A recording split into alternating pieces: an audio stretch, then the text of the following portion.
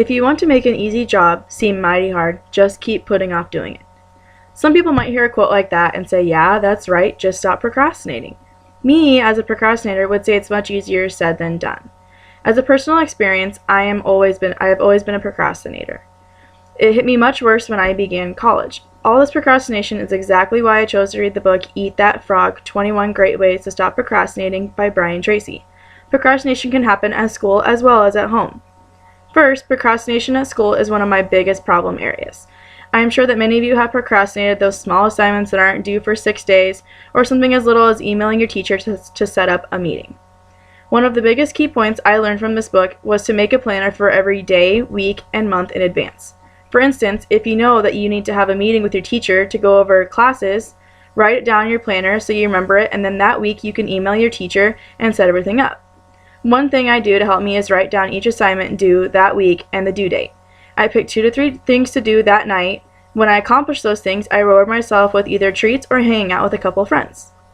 I am a visual learner, and writing things down helps my procrastination tremendously. Another place I procrastinate is at home. Who actually wants to do chores as a college student?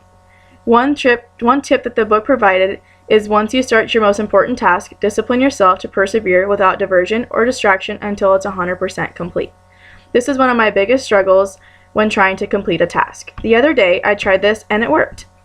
I told myself to clean the floor. Halfway through, my phone alerted me of a Snapchat, but I had to tell myself to get the floor done before I do anything else. I am one to be very distracted, so this was very difficult for me to do, but in the end, I was really happy that I got it done. I now use this tip almost every day at home, work, and school.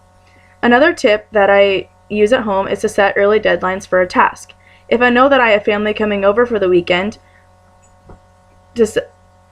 I don't want to leave all the cleaning to be done the night before. Oftentimes, I will tell myself to sleep on Thursday or dust Thursday morning before work. That way I complete some tasks early and I don't wait until the last second to complete them. All in all, there was a ton of awesome tips I learned from the book that I will more than likely use in my future endeavors. 2 of the biggest tips I will put into use is writing down everything I need to do that day in order of hardest to easiest tasks and work on them throughout the day.